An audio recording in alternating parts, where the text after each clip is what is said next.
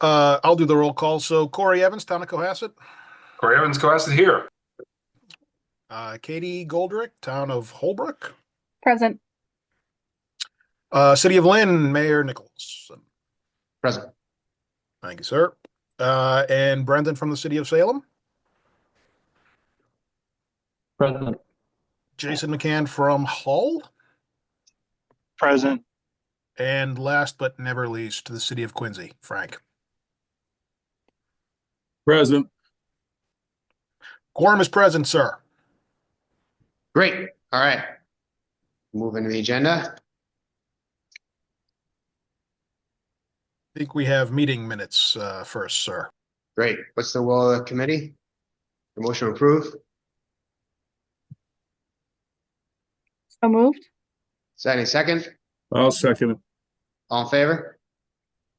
Aye. Aye. Opposed? All right. Ayes have it.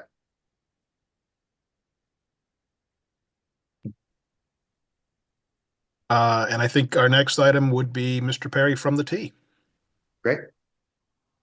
Howdy, howdy. I will share my screen, and while I do that, I am fighting a cold, so if I go off screen suddenly to sneeze, don't be alarmed.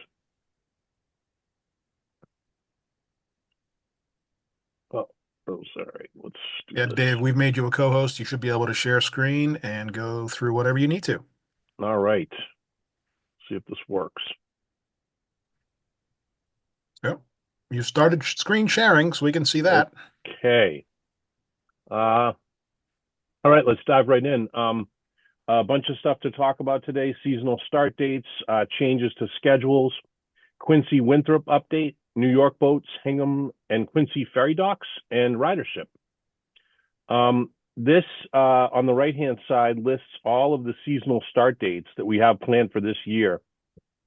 So some services are starting weekdays on March 31st. Some services are starting on April 28th. But by April 28th, all of the seasonal weekday service will be in operation. The seasonal weekend service is traditionally structured around Memorial Day to Columbus Day or Indigenous Peoples Day. So that applies to both the Hingham Hull service, the Lynn service, and new this year, the Quincy Winthrop service. We've never offered weekends on Quincy and Winthrop, but we're adding it this year.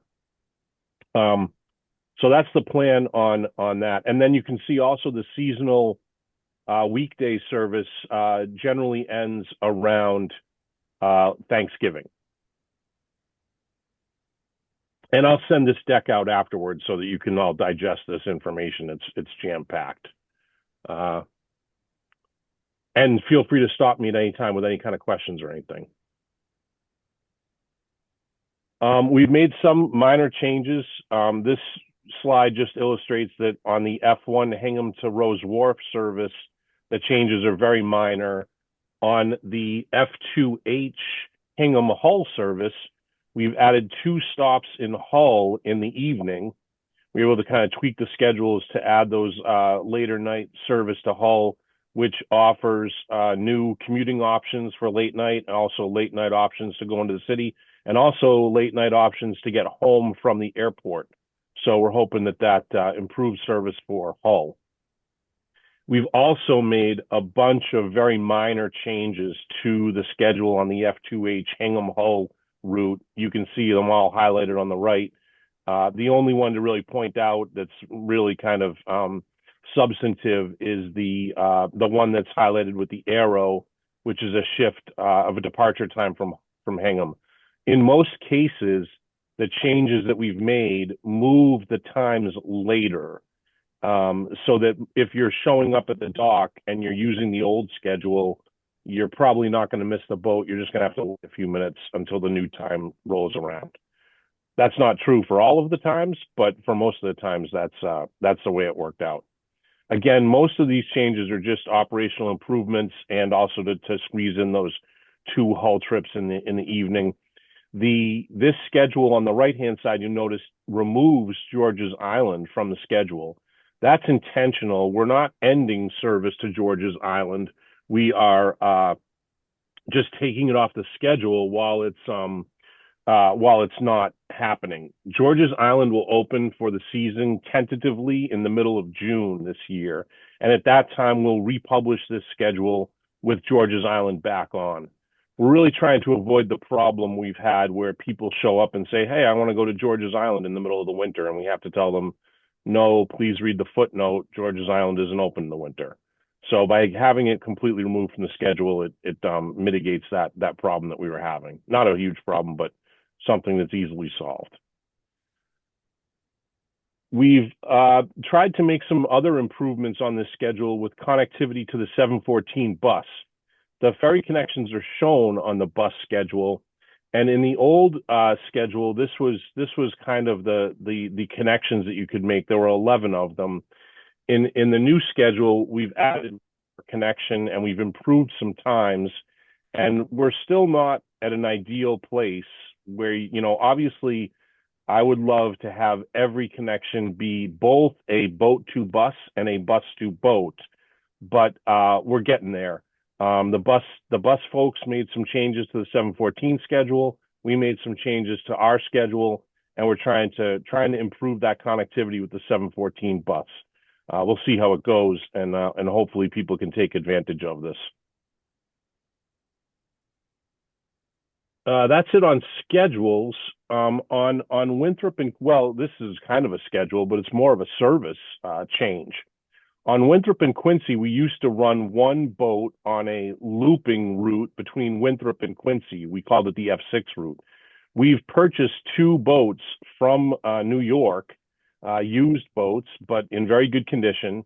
And we're going to break up the Winthrop and Quincy routes into separate routes. So on the weekdays, there'll be one route for Quincy and one route for Winthrop, F6 for Winthrop and F7 for Quincy.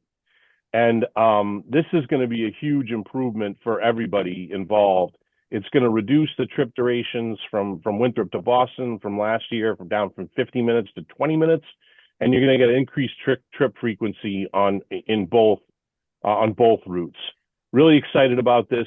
We really do think that this is going to offer some really good service. In the weekdays, we're still drafting up the schedule. We hope to have that published in a couple of weeks, but we're trying to structure the schedule to really improve connectivity, because all of these routes will serve the seaport, Logan Airport, and the aquarium. And what we're doing is by doing that, we can introduce some kind of nifty connectivity between downtown and the seaport throughout the day. So that's something, a kind of a side benefit, and we were able to structure the schedule in such a way that we can offer that. So really excited about this. Both of these boats, the start date for weekends will be the F8 service on Saturday, Memorial Day weekend. Again, Memorial Day weekend being the key one for our seasonal weekend service. We're going to operate this with one vessel back to that circular triangular route that goes Winthrop, Quincy, Seaport, Logan, and Aquarium. But we haven't figured out the schedule on that one. I don't know what order the stops will be. You know, maybe we'll go clockwise in the morning and counterclockwise in the afternoon to share the pain for everybody on where they want to go. But this has been something that people have been asking for a long time. We're excited to be able to offer it now that we have three boats, the Valkyrie, of course, and then the two New York boats. We feel like we can offer this. And speaking of which, here is the boats. So you can see this is a picture of the Kurt Berger from last summer when I went down and inspected it. That's just a graphic rendering on the right-hand side of what we think it'll look like when we're done painting it. Here it is. These are the boats in the paint shed in the Fairhaven shipyard. This is probably a couple weeks ago now. They're actually both white, fully white now. And you can see on the right-hand side, we took the chairs out. We're recarpeting. There was some wasted aluminum back where where that worker is working in the back there. So we had to replace some aluminum decking. Giving these boats a good spiffy shine up and spiff up. The boats were in fantastic condition when we got them. All the chairs are going to be reused. We don't have to do a lot of there was no structural aluminum that had to be done other than these little decking plates. The engines are in great condition. All the auxiliary systems are in great condition. We did replace the electronics to make it consistent with the boats, with the other ferries that we use, so the captains have familiarity with all the same electronics. And these boats are bow loading and they're fully accessible. So really excited to get these boats into service. And 99 passengers. They have a interior cabin on the main deck and then exterior seating on the roof. That's only able to get up there by a ladder, but a stairway, a ladder in nautical terms is a stairway. So excited, and there is an accessible bathroom in the back. They will not have a snack bar or food or drink service on these boats. It's a quick run, but it will be pretty exciting to get these into service. And we are going to do a naming contest for them. So we're going to invite elementary schools in Lynn, Winthrop, and Quincy to submit names for each of the 3 vessels that were acquired in 2024. That includes the 2 boats that we were just looking at, plus the Scudic Explorer. We're going to enter service on the 28th of April with the boats with their existing name. We don't have time to rename them, do all the paperwork, get a christening event. It's cold. With our, like we were saying, with our luck, we do the christening ceremony in the middle of April and it'll be pouring rain. So we'll wait till the warmer weather and have a christening ceremony. And obviously, it'll be a big deal. We'll invite everybody, all of you folks, and I'm sure there'll be a lot of people there. It'll be pretty fun event, and try to get the kids that name them. We're not doing a online voting contest. We're not going to, we want to avoid the Bodie McBoatface fiasco the Bodie McBoatface fiasco of England. So we're going to have these kids submit the names to us, and then we'll select from the submitted names.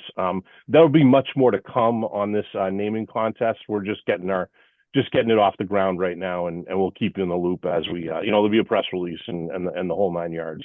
But we're excited to do this.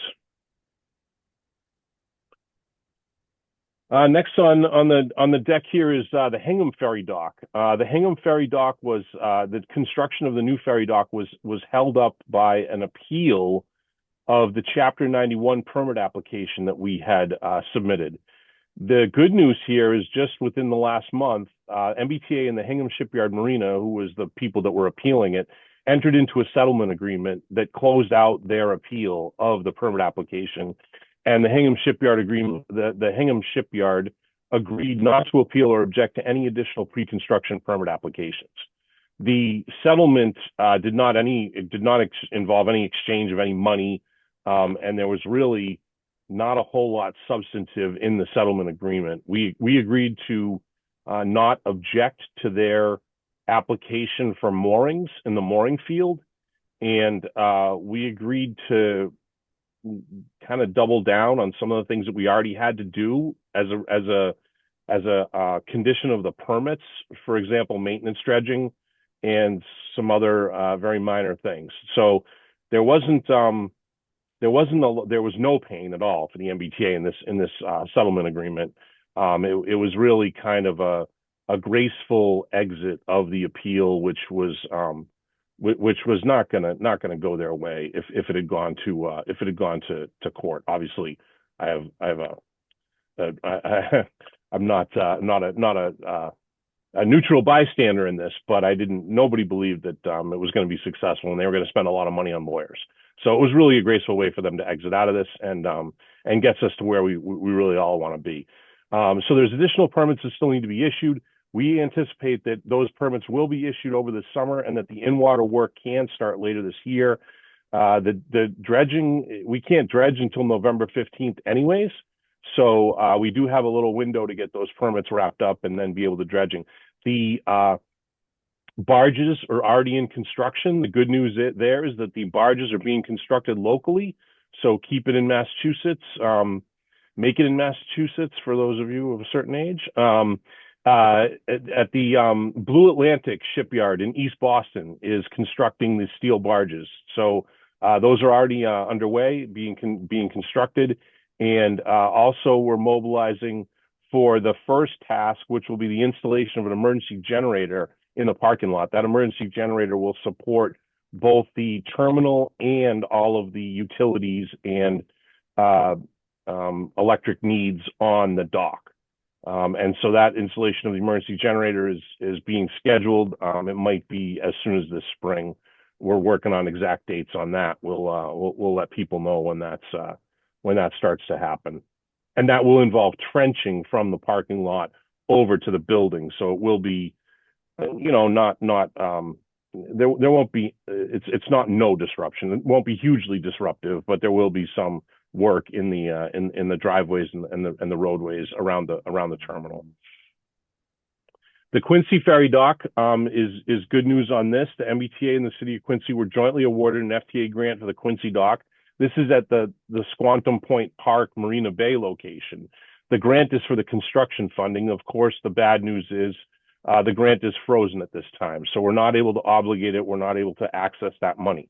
However, that works out well because it gives us time to bring this project into the capital delivery project team to dust off the excellent work that Quincy has already done and get that into the format that the MBTA can use that complies both with the FTA grant requirements and the MBTA's own design standards, and then we'll be able to build that. So we think that this is actually going to line. Oh, the other note here is that the capital delivery project team, including the design engineer, which was GEI, that did the Hingham Ferry Dock, is also going to be used on the Quincy Ferry Dock. So we have a team that is really well versed in doing these ferry dock projects and all the environmental permitting that goes along with them, and the extra environmental permitting that is going to be required as because it has federal funds attached to it now. We think most of the environmental permitting would be pretty straightforward because this is not a big expansion of what's already there, whereas the Hingham Ferry Dock was a big expansion of what was already there. So the environmental permitting there was a little bit more extensive, but we'll see. We're going to take a look at it. And the good news here is that while the construction funds are frozen, we'll be able to start the design and permitting work and we just had a kickoff meeting yesterday with the capital delivery project team. So we have MBTA funds that we are going to apply to the design and permitting work that has to get done to get this to construction. So we're hoping that those two things can align: the design and permitting work and the unfreezing of the grant funding, and hopefully those two things will converge, and we'll be able to go to construction when the grant money becomes available. We don't have a schedule. We don't have a timeline on this yet. It will be quite a few months, probably at least 6 months before we get through all the environmental permitting. But we'll see how that runs. We'll see what the team comes up with when they develop a project schedule. And then next thing on the list here is ridership. We had 1.4 million, up 13. This is calendar year 2024 figures that I'm going to present here today. So we had 1.4 million, which is up 13% from 2023. This is the overall ridership that includes all the different routes. You can see the black line is the 2024 numbers, still below 2019, 13% below 2019, 13% above 2023, coincidentally. And then we got breakdowns of each route. So here's the F1 and the F2H Hingham and the Hingham Hull services. The F1 is always interesting to me. This is kind of the backbone of our ferry service, and it's very consistent. It doesn't have that same bell curve shape that the other routes have. It has a little bit of an increase in the summer, but even then we had a big spike in October for some reason. So this is the workhorse. These are the 350 and 400 passenger boats that we run in the morning and in the evening carrying the large number of people, large number of commuters to Rose Wharf. And then, of course, the F2H service has that big bell curve. A lot of that bell curve can be attributed to the weekend service that runs from Memorial Day through Columbus Day, Indigenous Peoples Day weekend. So good, 15% over 2023. So a good solid rock star route for us. The newer routes here are interesting. East Boston was down 13% from 2023. And that's largely, we think, largely attributable to the fact that in 2023, there were 2 months of free service offered as mitigation for the Sumner Tunnel project. And in 2024, there was only 1 month of free service offered. And so you can see that August number is really kind of striking where, if you make it free, they will come. We know anecdotally and from observation that a lot of people ride the East Boston Ferry simply just to go across the harbor and back. They don't even get off the boat. They just ride to nowhere. So when the boat was free, that was certainly much more attractive and probably resulted in a lot more rides. And then, obviously people using it as mitigation for Sumner Tunnel probably had something to do with that in 2023. Charlestown is a solid performer, very consistent, year to year, only up 3% between 23 and 24, year-round weekday and weekend service, and really kind of interesting how consistent it is. And last but not least, of course, 2 of our newer routes. The Lynn route is just blowing us out of the water here. 92% year-to-year increase. Really, really impressive numbers. Really amazing to see how much this picked up. I think I mentioned it here before, but over the summer, our daily average ridership on the weekends was higher than the weekdays.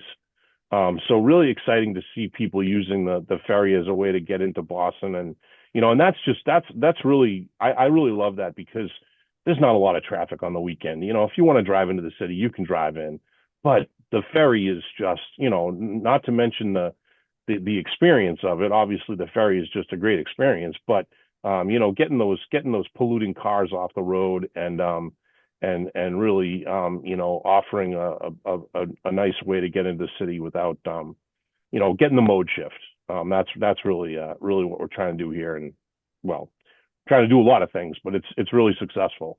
Same thing on Winthrop and Quincy, 109% increase from 2023 to 2024. Lower ridership overall, still probably struggling on this Winthrop Quincy route by the looping nature of it and the inefficient service that we had last year, where we only had 1 boat and we're going to many different places. I really expect when we compare 2025 to 2024 for the Winthrop and Quincy routes, it's really going to blow it out of the water. I think it's going to be very successful. I'm nervous that it's going to be too successful and we'll be filling the boat up, but first world problems, I suppose. So that's and here's the final ridership numbers. Interesting inverted bell curve, so to speak. 2019 is still our highest year ever, 1.6 million. I don't think we're ever going to get back there. I think that the commuting patterns have changed. Monday is a very light day. Friday is, the second lightest day, still some pretty good ridership. And then, of course, Tuesday, Wednesday, Thursday are through the roof. But without Monday and Fridays coming back to what they were before COVID, with people teleworking so much, I think it's doubtful we'll get back there. But 1.4 million is nothing to shake a stick at. We're very pleased with our recovery, and it continues to grow year over year, and we continue to look for ways to make it more attractive for everybody. Interesting note about the highest ridership day, obviously the Celtics parade, but then the highest non-parade ridership day was not that far off, and that's consistent. It's kind of interesting that one of the later Tuesdays in July is typically our highest ridership day for many years, even going back to COVID. So a statistical kind of curiosity, but yeah, we're getting geared up and getting ready for the summer. It'll be good. And that's all I got.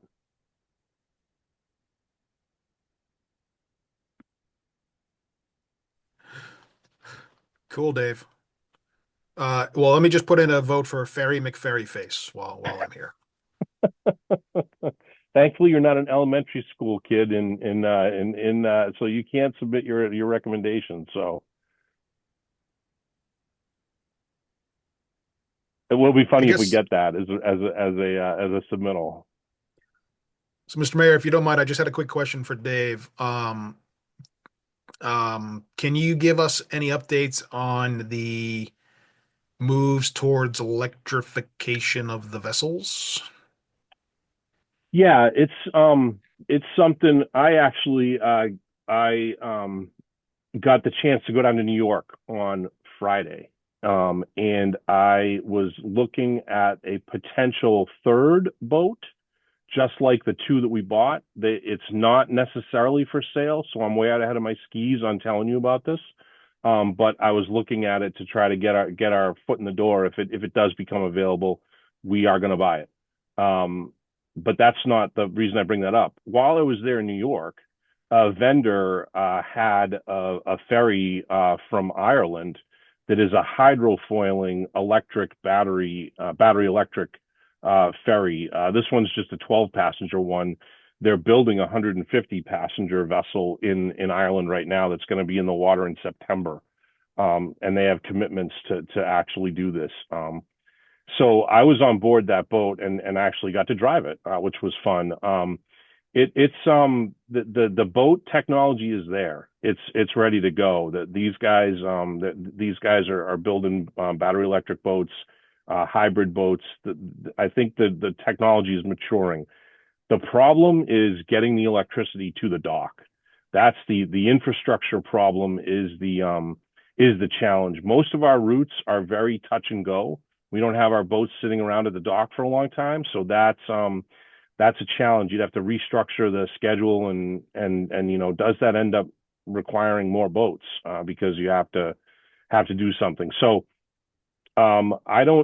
there's no current effort at the agency to acquire battery electric boats. It will be the subject of the water transportation study that MassDOT is doing, and it will be kind of a tangential issue that we'll look at while we execute that MassDOT transportation study, which is just getting underway right now.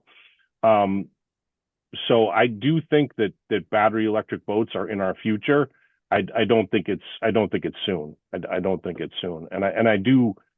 One of the things that kind of keeps me up at night is, we were able to kind of slide these new boats, new to us, the boats that we talked about from Winthrop and Quincy, kind of slide them in because they're used. They were a great value. We got a great deal on these boats. Really, very well suited to their intended purpose. But I do feel like if I go in front of the board and say, I want $10 million to buy a new ferry, I'm gonna have a tough time selling that if they're diesel. And so I do think that there is going to be as we work out our fleet plan as a part of this water transportation study and really where we want to go with our fleet, that's going to be a big question on the table is how do we tackle that that green energy kind of aspect of ferry transportation. Yeah, I'm familiar with the Artemis projects from Ireland. It's actually Northern Ireland, but Yep. there's a picture. There's a picture of it for you, Yep. folks. Exactly. So Yeah. we can all dream. Yeah.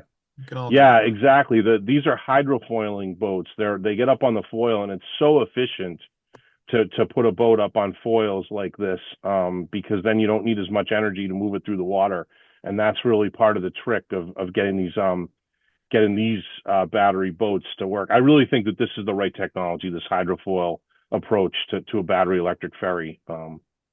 Yeah, this is the bigger one that's still in construction. I was on a smaller 12-person Cool. ferry that they have. Yeah, in another life, I did a lot of work in Ireland. That's why I follow this stuff. So Ah. that's why. And I also got some boats from New York here once, but that's another. Again, that was a different life. Um, cool, Dave. Thank you. I guess I wasn't aware of the MassDOT water study, so maybe can you connect me with whomever's doing that, and we'll make sure this committee gets involved. Oh yeah, absolutely. It's being run out of MassDOT, the Office of Transportation Planning. It was a spin-off of the of a bond bill that was mandated that MassDOT do this study. So we've been working out the scope over the last few months, and they did a procurement in the last the second half of 2024, and it got awarded to GEI, same company we've been using for the Hingham and Quincy ferry docks. There was Nelson Nygaard, I think, was the other bidder on the project. So they're going through the contracting process right now.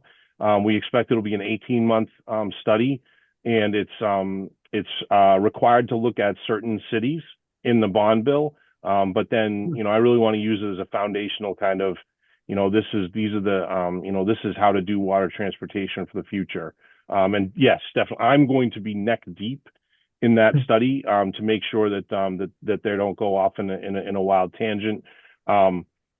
And to offer them some maritime expertise. And yes, absolutely, we'll include you guys as stakeholders in that and get you very involved in that study. Thank you. Any questions for the Commodore? What's the assessment of the existing fleets? That sounds that those new boats look awesome. That's very exciting. How do you feel about the state of the fleet heading into the season?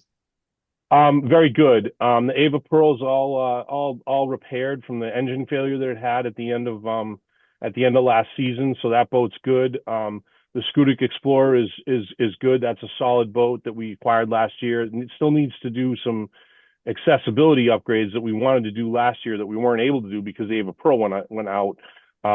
So I still want to do some work on the Scudic Explorer.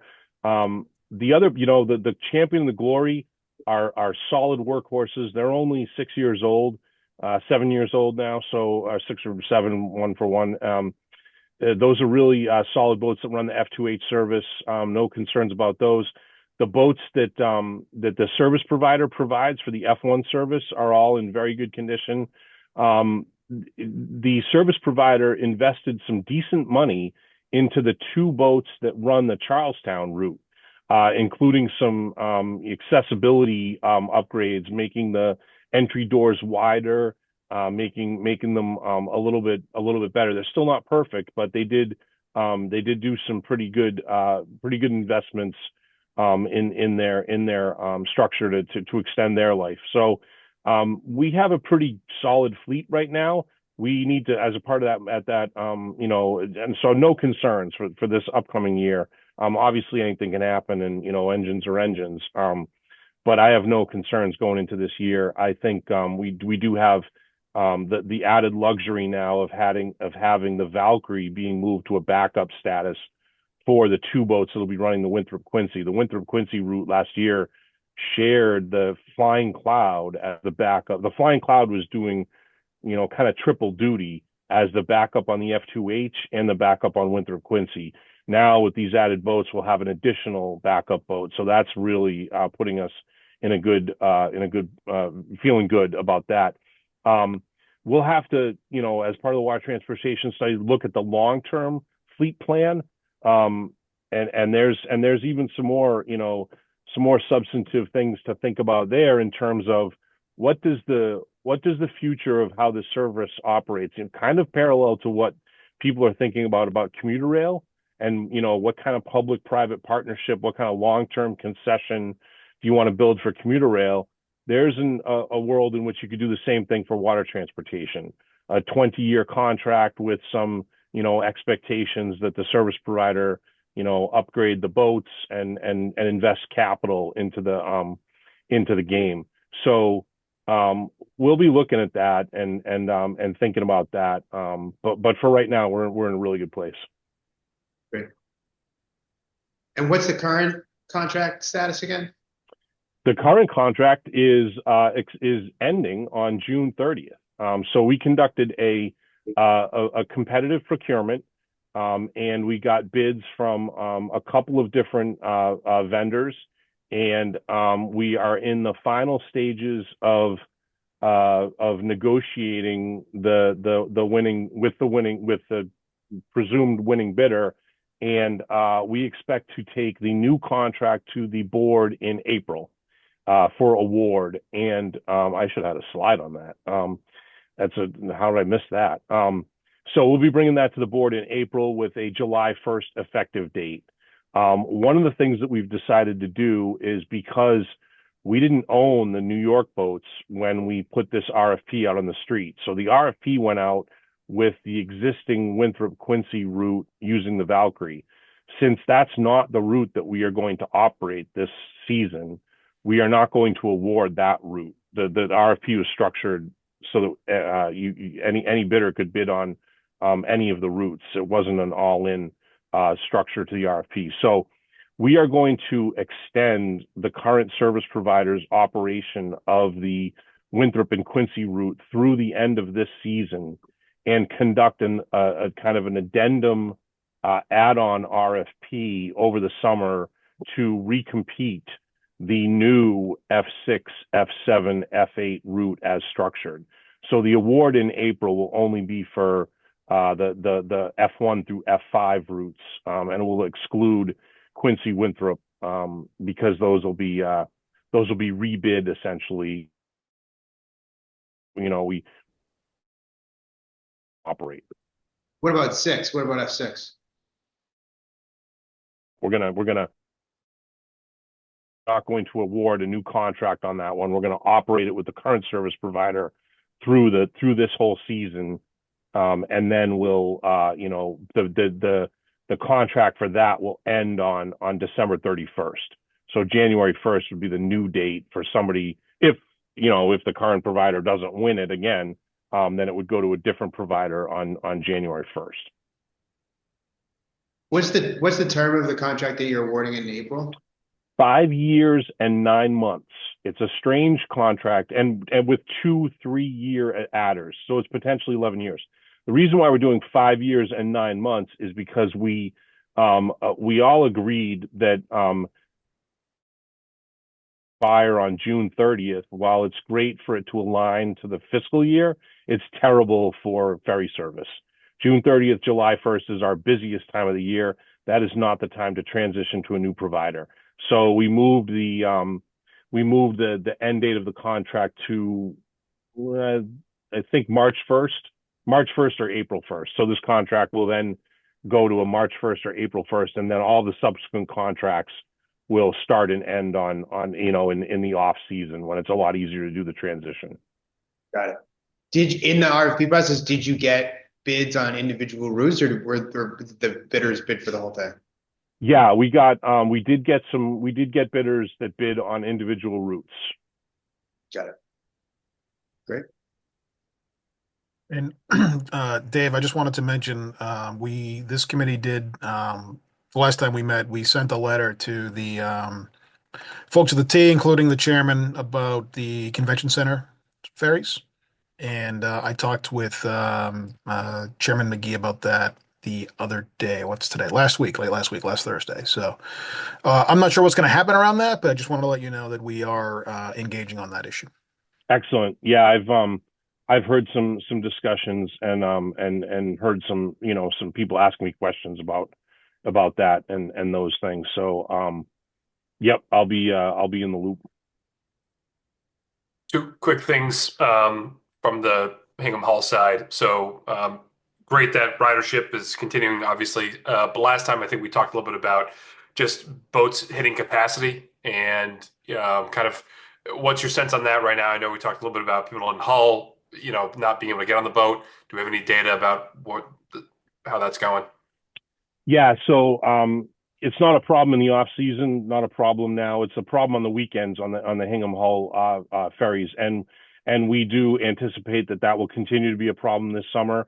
And we will institute the same program that we did last summer, this summer, where if we know that the boats, if we know it's going to be a busy day, then we will not let the boat fill to capacity in Hingham and reserve some capacity for Hull. Because on the weekends, all the boats go Hingham, Hull, Boston. And the problem was they were getting filled in Hingham and not having any way for the people in Hull to get on. So last year we did that. It was, as successful as it could be. I can't call it a success. We're still leaving people on the dock in both Hingham and Hull, but we were able to spread the pain a little bit and have the pain shared between the Hingham passengers and the Hull passengers, where in prior years, most of the pain was felt by the Hull passengers because they were the second stop. Do you have an internal threshold of some sort to where you add more service? I mean, I know it's such a small window, but obviously, to your point, this isn't a good experience for, if you get stuck in Hingham or you get stuck in Hull, you're still stuck and it's ruined your day. So yeah, it's an hour to the next boat. No, there's no short-term fix available. All of the boats in Boston are fully utilized on the weekends. So there are no other boats that we could even if we put out an RFP, I mean, I guess we could put out an RFP, but that's not. But I think it would be unsuccessful. The boats are fully utilized. We're running our two boats 18 hours a day on those weekend days. So there's no short-term solution. The solution is a third boat for that circuit. On the weekends we run the same two boats. That could become available to us because the Flying Cloud and the Lightning are the original boats that ran, not the original, but they're the older boats that we use on this route. The Lightning is in the shipyard in Bridgeport being overhauled. right. We anticipate getting that boat back about a year from now, maybe a little more, and then the Flying Cloud is going to go in for its overhaul. And so when we do get both the Flying Cloud and the Lightning back, that's a few years away. But we could, then we would have four boats that are available on that F2H route. So we could think about adding a third boat on that, one of the Flying Cloud or Lightning to fill in as a third boat on that route, which would increase our capacity. Are we tracking at all? Is there any way to track? Well, we're not tracking people that we aren't picking up, obviously, but do we have any way to get a sense of that? Because obviously we hear it, five people can make a lot of noise. So I'm also trying to get a sense of kind of the size of the problem. We did. Last summer, we did actually try to estimate. We're not counting them. We have exact numbers of people that get on the boat, but and it's hard to count people who don't get on the boat because they didn't get to the point where we're counting. However, we did try to estimate on every day and every trip how many people we were leaving on the dock. In aggregate, over the whole of 2024, we think we left about 1,000 people on the dock and not able to get on the boats. Okay. Yeah, and that was just on the weekends. We never. I mean, there was maybe a very very rare occasion on a weekday that you'd hit capacity, but no, it's almost 98%. I would say on the weekends.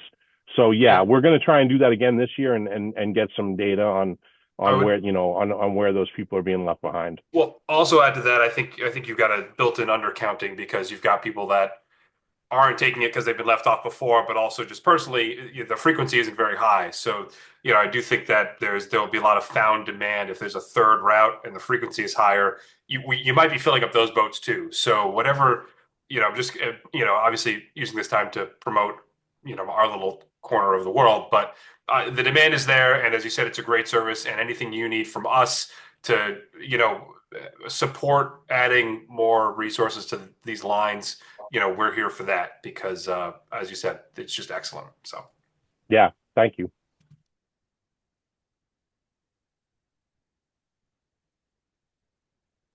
That's all I got. Great. Any other questions or comments? Awesome. Well, thank you so much, everyone. Thank you, David, for this update, and to all of you for all your help. And Brian, thank you for all your work. We appreciate it. And I'm sure we'll see everyone soon. Yeah, I think our next meeting of the committee is in July, sir. So we'll see you all in the summer. I have Oh, down, sorry. it's okay. Logistically right now, I think on everyone's calendar, it's showing the Zoom invite for July 16th. But according to our charter that we created, I have July 23rd down. So So we'll both of we'll those confirm that. are open. So Yeah, David we'll and confirm that with Mayor. everybody as we Yeah. get closer. Have a great start of the summer, though. Yeah. Thanks. See you later. Have a great Thanks, one. everybody. Thank Thank you. you. Thanks.